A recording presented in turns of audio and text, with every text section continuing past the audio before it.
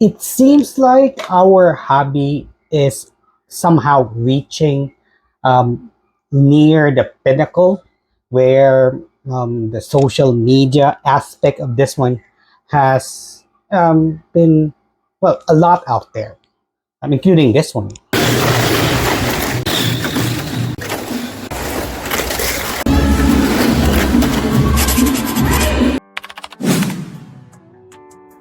And with that, it has been hyped to a point where could have been, or it has been taken advantage of. Well, we cannot say here in Bacolod or in our certain region, but then again, this video is mostly about, well, how do we put it? How to actually properly and successfully organize a race. May it be a mega race, a big race, or even just your regular weekend races. So, um, yeah, I have actually like somehow divided into 8 parts on how you could. Well, actually, it's supposed to be 9 parts, but the first 8 parts are actually the most important ones. So the first one, of course, is, well, I think the first thing that we would need to think of is actually the format or the concept or even the goal of your certain race. Um, I'll go in details with regards to that one. And the next step that I have thought of is, who are your target racers? You're trying to make a race, so you are targeting someone, of course. And also the venue. We will be elaborating on that one as well. Of course, the dates you would also need to consider. Not everyone can go, or of course there could be a conflict. But again, we'll go on more details on that one, and also the prizes. You also need to think about that. And then after that, we would need to think of about the rules that you will adopt or will apply to your race. Also on the race proper etiquettes, since, well, maybe it's just a reminder, but then again, not as like they say, not all common sense is common to everyone. Anyways, after that, we have the martial briefings, of course. Then finally, the ninth one, it's really not that important, but then again, it's important too. The awarding. You will definitely be surprised on the issues that we had before. Anyways, you might have, before we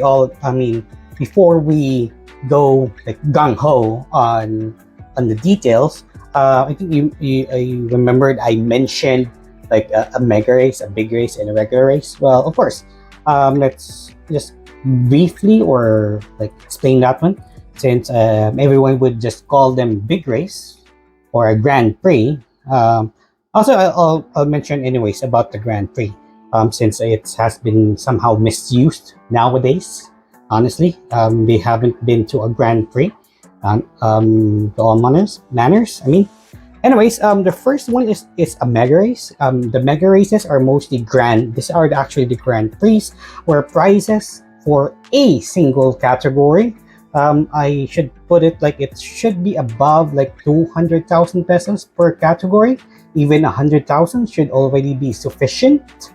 And why it's mostly a Grand Prix?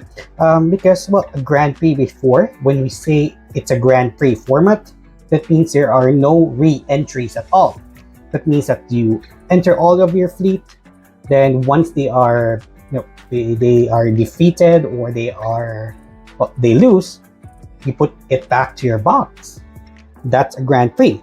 If you say a Grand Prix, maybe you're saying it's a big race. A big race, it's mostly just around like 25 to 50K or 50,000 pesos for a prize pool on a single category. And of course, the regular race is just your regular race. So I guess everyone is now familiar when we say Grand Prix and the difference from a Grand Prix or a big race. If you would recall, before when we say a Grand Prix anywhere in the country, that means that The entry fees are mostly at 100 pesos per car, and prices would mostly range from at least 500,000, if I could recall. If people would recall those experience in Baguio, you know that one. It was supposed to go just an overnight. It turned into like a 3-day race event. It was like more than a Le Mans, 24-hour Le Mans race. Anyways, on our first thing that you would think of when you try to organize a race is, of course, the format of the race. This would include the certain categories that you will be, putting up.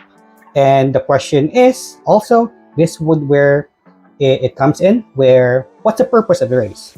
Is it for income generation? Is it for a gift for the racers?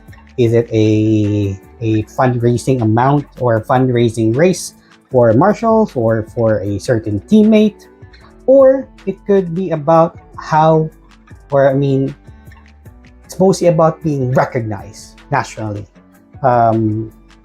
We have been organizing races before for the Bacolod Racing Center back in our technical days. That's why we have been bound here in Bacolod as BRC for my group. But enough about that.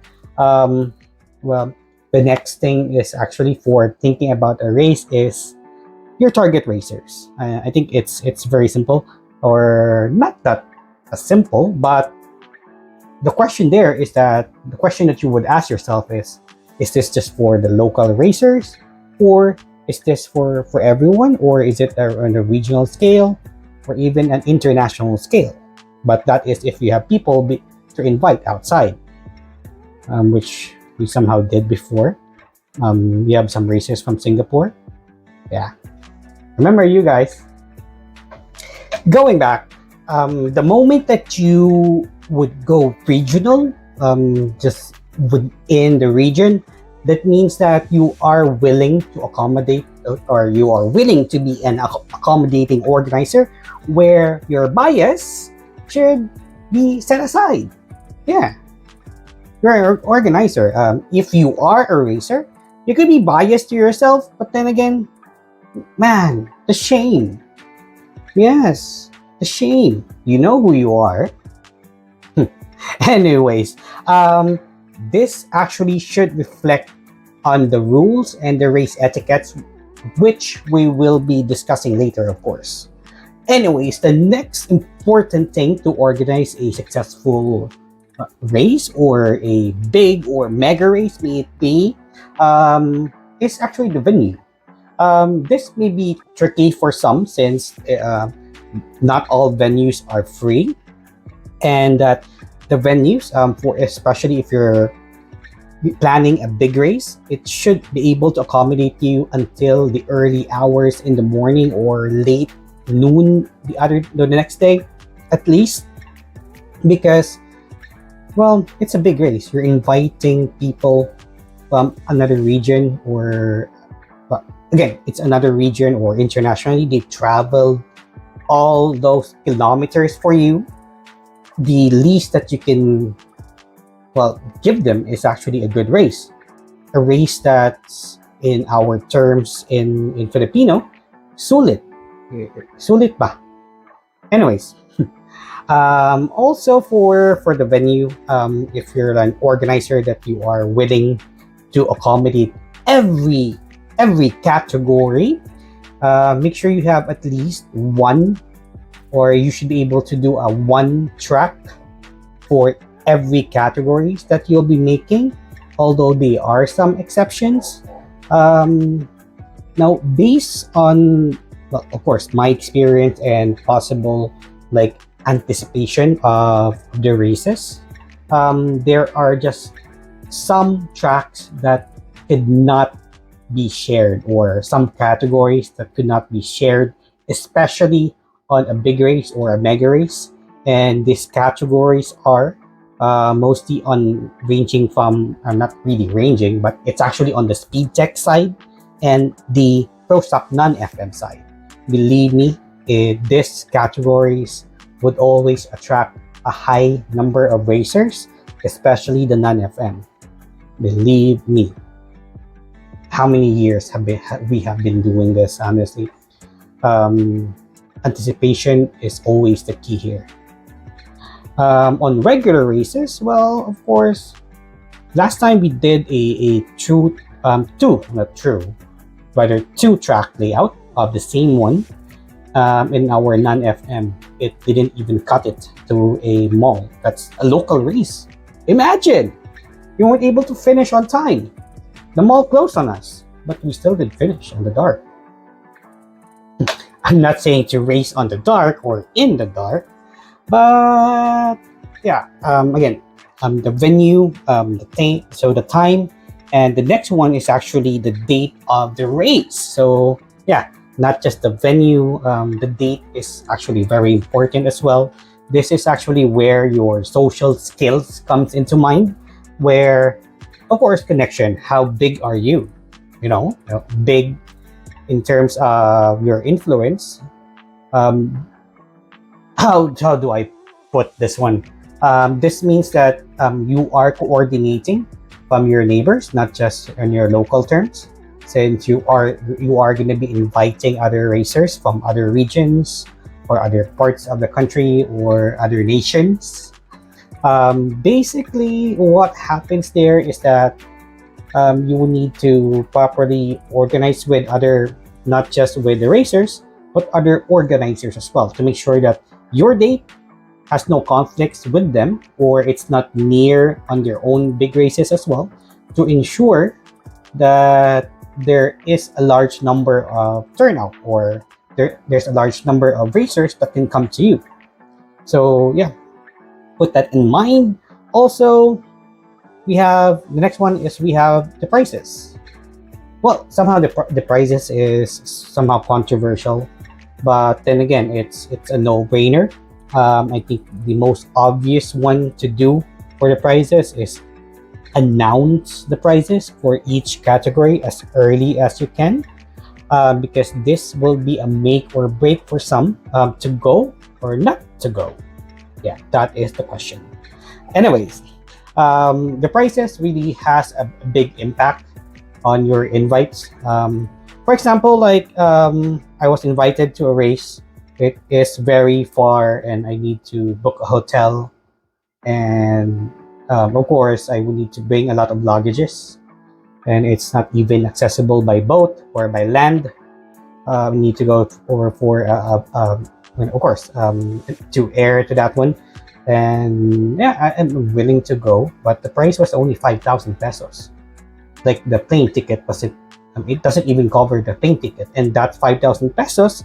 I need to win like the first, second, and third just to get that one, and that doesn't even cover the plane ticket. So yeah, just an example there. So make sure the prices is also somehow equal to the people are going to be inviting.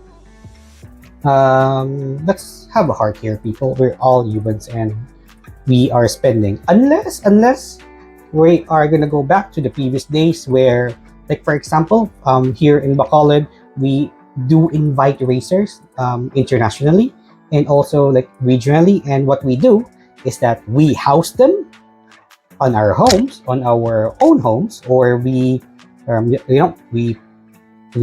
distribute, or our team would raise funds for a hotel for them, and then we not just housing them, we are also treating them to food. That means that we're feeding them for short. So unless you can do that, then most likely we'll go. We'll even ignore the expense for the fare going there, just to have fun with you guys. Because what we did before, it was also reciprocated when we got there on their own region. That's why we have such a good relationship with some racers on Cebu, and also in Manila. Going back on the prices, again, the best question about if we're talking about prices is that let's be real, or let's have a common sense. Mostly what I've seen so far, or what I have observed on some, is that, for example, this really happens.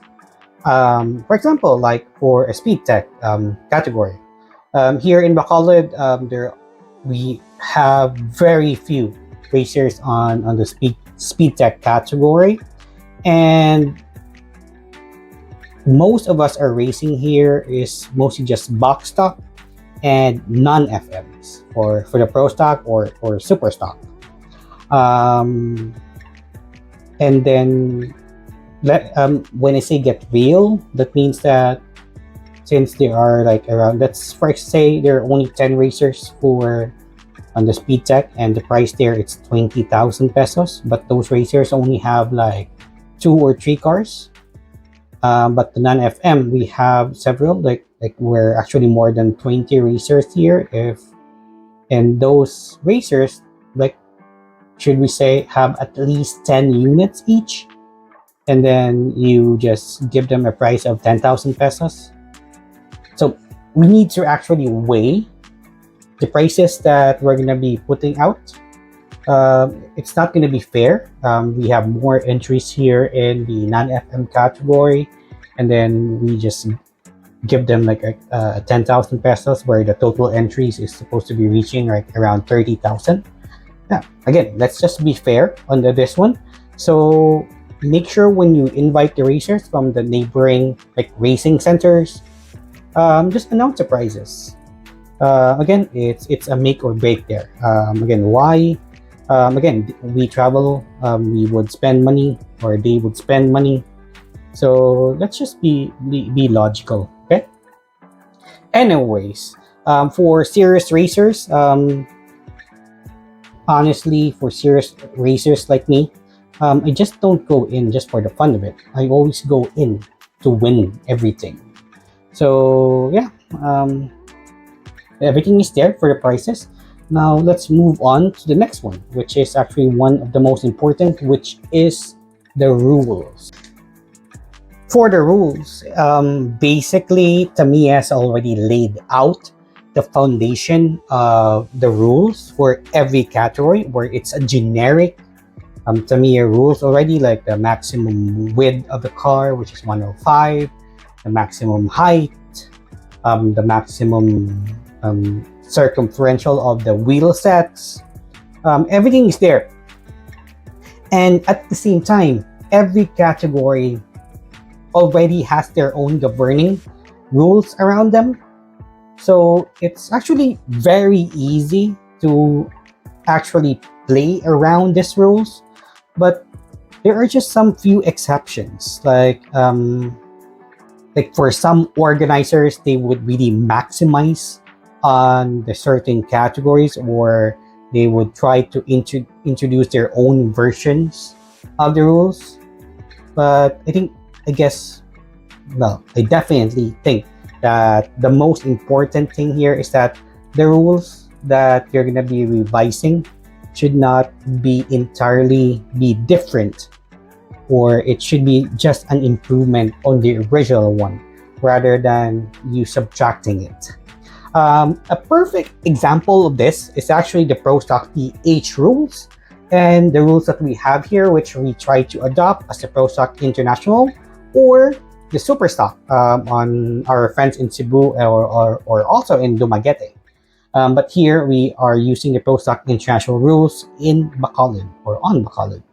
So anyways, the only difference, honestly, or not the only, but one of the difference is that on the aforementioned category, here in the Visayas region, of course, is that we allow every stock part or every holes to be used. It's simple as that. It's somehow an improvement, but the original rules are still here. Though there are some exceptions like this, but then again, it still revolves around almost the same rules. The only difference is that we allow every part or every stock part that are coming out from the kits or similar make to them, and every hose to be used like on our Indonesian or Indo tail. Also, there is one exception in this one, since recently I've seen that the Pro Stock PH has allowed this, in which the combination of wheel sets, like a large dia at the back and a small dia up front, to, well, how do you say it, to actually accentuate or to actually make the downtrust much more pronounced. But then again, for me, let's be honest, it's super stock. It's near stock. That means there is actually no kit, honestly, that has a large dia or a mid dia at the back and a small dia up front. So a bit of misconception there. But then again, that's their rules. But our rules, we don't allow that here. So yes. But if your racing center allows that, we would actually respect it since it revolves on the original one. Some restrictions the same, but the restrictions that they have is also the same restrictions that we have here. Now that's a perfect example on how to divert properly on the actual rules.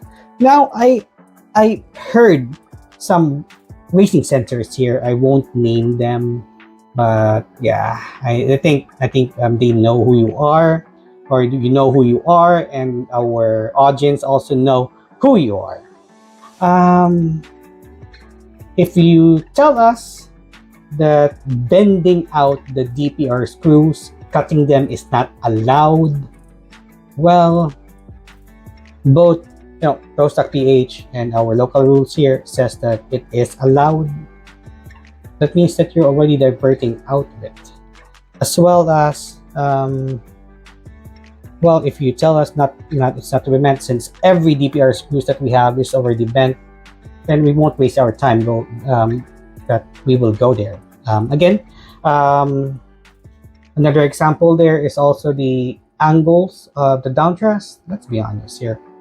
Maybe modifying the chassis is something not allowed on all rules set.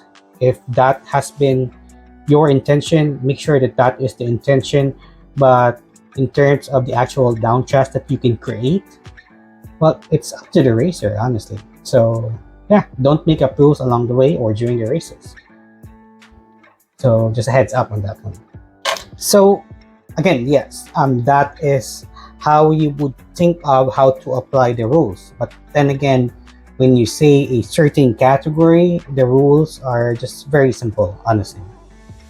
You say whichever rules that you will apply and what are the changes that you will be applying. But then again, if those changes are, it's not within the right format or it's out of the common sense that we have, expect a lot of flack to be sent out your way. It's like I have received a lot of flack since they thought I was the organizer.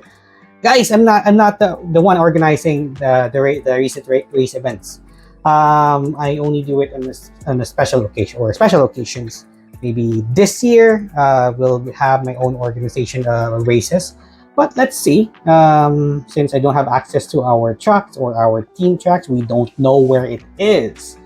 So, previous teammates, if you're watching this, maybe our team track is with you, please let me know so that we can start making money out of it as well.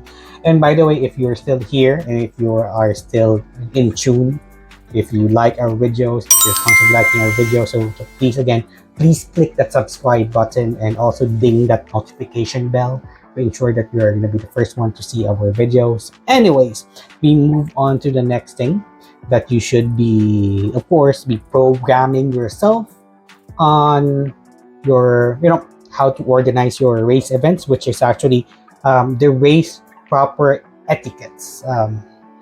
Again, it's called etiquette because, well, this is how you should act you should act accordingly as an organizer, or this should always happen. First thing first, you have invited racers away or regionally or nationally. That means that you intend to compete with them, not let them compete with each other, and the locals will compete with each other as well. That's not how it works. You invited them for a reason. That means that we have been doing this for a long time. Again, if this happens, you must ensure, of course, that the racers that you have invited should compete with the locals and other regional racers as well. If they are on the same region, they should not be racing with each other until the quarterfinals. No, it's been a while. We had some errors back last year. I wasn't able to fully brief everyone. I have been racing away locally. We have been touring the country, honestly, also racing abroad, and each time this is like the proper etiquette for me, especially on our race format. Unless you're racing in the Japan Cup format, then that's something else. But this is an etiquette, so that means that teams from Cebu will not be competing against Cebu until the quarterfinals. That means that they will either be facing teams from Manila, Bacolod, or Dumaguete, but they will never face each other until the quarterfinals. So yeah, that's the first race on the race proper etiquette that you should always be thinking of. We have some local racers here that say, hey, it's already the fifth round. They should already be hitting each other. No, I would always tell them that's not how they treat us there, and that's not how they treat that's not how the others treat us. We should treat them equally, like an eye for an eye. So, but in a good way, of course. When someone throws you bread, you throw them bread as well. Yeah, just be equal. So if they're treating you good, you should also treat them good as well. Anyways, secondly, again, I mentioned before, don't divert out from the original rules. Don't make up a certain rule on the day of the race. Whatever has been discussed, make sure it's properly discussed. And if you're unsure, because there will be some uncertain, especially for the new organizers that we have, if you're unsure, don't be shy. Ask. If you ask for the team leaders for each category, have them vote it out. Yeah, we're a democracy here, so yes, voting it out should be proper as well. What else? I think that should be the most important things during the race proper, of course. Let's see. I think that should be it. The next one, of course, this also happens during the race, is that before the race begins, you should always think about your marshals. So the race marshals, they should be properly briefed as well. Marshals should be briefed, and as much as possible, marshals should be non-racers as much as possible. But just to save money, well, basically, if they are racers, of course, they must be unbiased or unmoved from pressures, especially from teammates or the locals, or even the visitors. Some marshals are always pressured, especially if they have a weak state of mind. So make sure the marshals are properly briefed, since they are the most essential people during the races. And also, make sure the marshals that we have is not afraid to make a decision. They should not be indecisive, especially if there's a tied finish. I've seen a couple, I won't name where, but one of my teammate, Raymond, or RM Reyes there, actually went berserk. You know why? It was very clear that we won, but the marshals still choose the other side when it was very clear. It was like a half of a second win for us, but they still choose the other one. So it's okay if it happened once, but it happened a couple of times. That's why he went a bit berserk. Good thing there was no beers or alcohol available during the races. Anyways, yes, if there's a case of a tie, the marshals should not be afraid to declare it as a tie. Anyways, if again, maybe just for this example, if it's a tie, by the way, if it's not yet the quarterfinals, that means if it's a tie, it should really go. for a tie, that means that both cars should go in. Yeah, just a heads up there. So marshals should be properly briefed. They should be they should have a strong personality during the races. And if they're tired, they can always rest.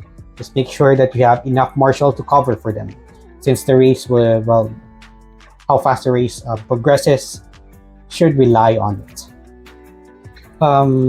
Anyways, the marshals would also, of course, aside from being a strong personality in the race, they should also be somehow empathetic to the racers. If, like, for example, they drop the car by accident, of course, a simple sorry, actual sincere sorry would go a long way. And of course, consideration about it. If the car has been damaged, mostly if I was the head marshal, like always has been, if I was the head marshal, I would always say that the repairs, I would allow repairs. The race will be that hit, the certain heat where the car has been damaged on, would just be paused. They should have a similar slot there reserved for them. Sorry, apologies. Anyways, yeah, that's it. There should be a repair stage as well. So I think that's it for the marshal. Now we go for the prizes. I think it's a no-brainer here. The prizes, again, should be given after the races. It's simple as that, but not all the time that happens. So if there's some certain conditions on your prizes, just make sure you keep on your promise. I've heard, I never experienced this one, but I've heard before, like this happened in Harrison Plaza.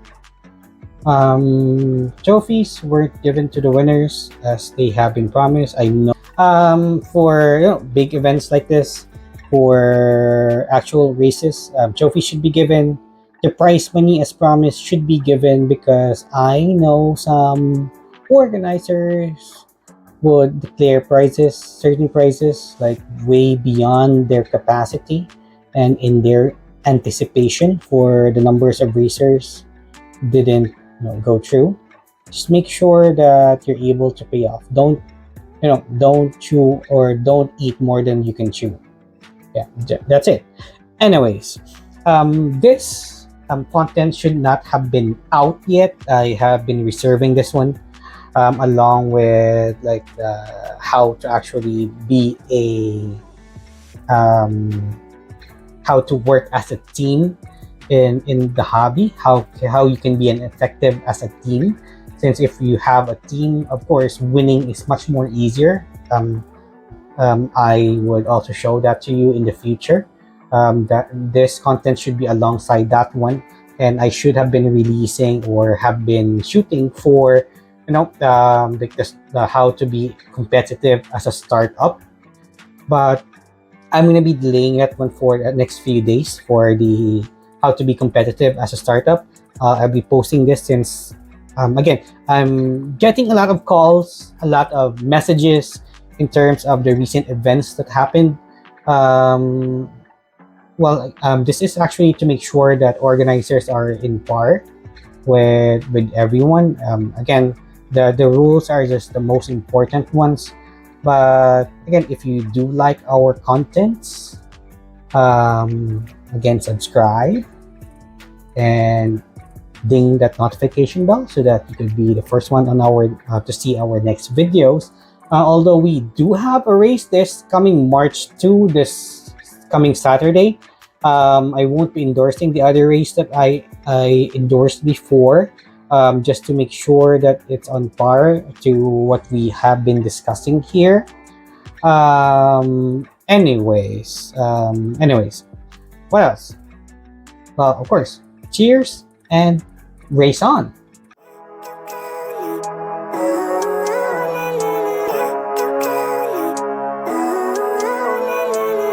Living life, every day, late at night, not okay.